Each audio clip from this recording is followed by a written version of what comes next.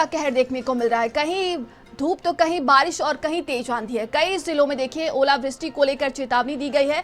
आपको बता दें कि देर रात तेज आंधी भी आई थी, तो पश्चिम में आंधी बारिश और ओले गिरे हैं, पेड़ उखड़े, बिजली के पोल गिरने से आपूर्ति बाधित हुई है।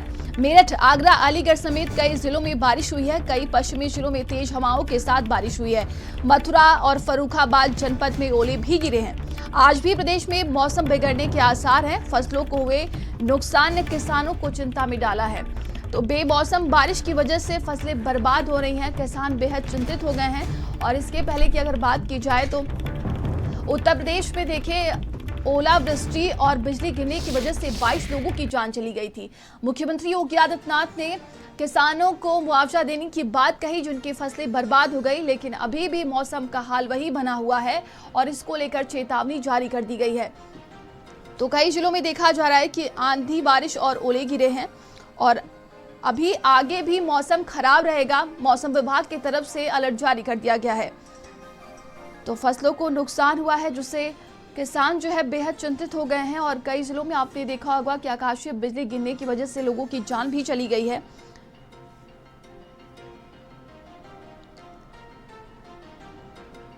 तो ये बड़ी खबर हम आपको बता रहे हैं और प्रदेश में मौसम का कहर देखने को मिल रहा है। पश्चिम में आंधी बारिश और ओले गिरे हैं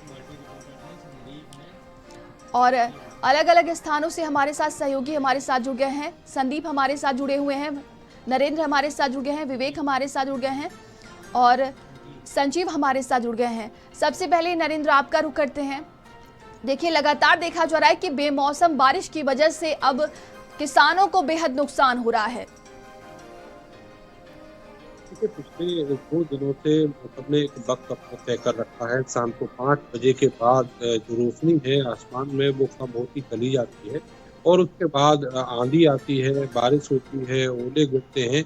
ये कल भी हुआ और परसों भी हुआ। कल थोड़ा सा ज्यादा हुआ और करीब करीब रात को 9 बजे तक जो बूंदाबांदी है वो होती रही।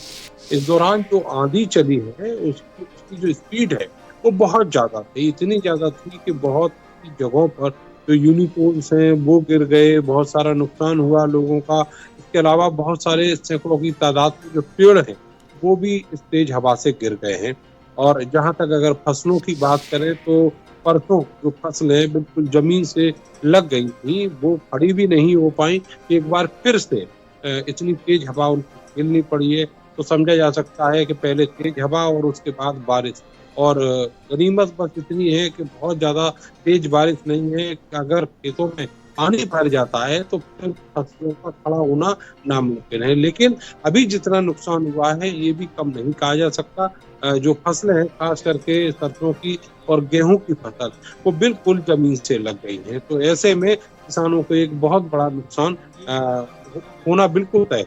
अब ये देखना होगा कि सरकार जो है उनका कंपनसेशन कितना निर्धारित करती है और क्या वो कंपनसेशन उनके नुकसान के बराबर होता है। लेकिन इतना जरूर है कि 2 दिनों से जिस तरीके का मौसम चल रहा है उससे गर्मी से राहत जरूर है, लेकिन जो नुकसान है खास करके जो किसानों को नुकसान है वो बहुत ज्यादा है। फिर से अनुमान आया है मौसम विभाग का कि आज फिर वही हाल रहने वाला है। तो अब देखना होगा कि किस समय मौसम अपने करवट देता है और उसके बाद आंधी और बारिश है का प्रकोप झेलना पड़ेगा। जी बिल्कुल, और सहयोगी विवेक हमारे साथ लगातार जुड़े हुए हैं। विवेक, इटावा की बात की जाए तो यहाँ पर मौसम की क्या स्थिति देखने को मिल रही है?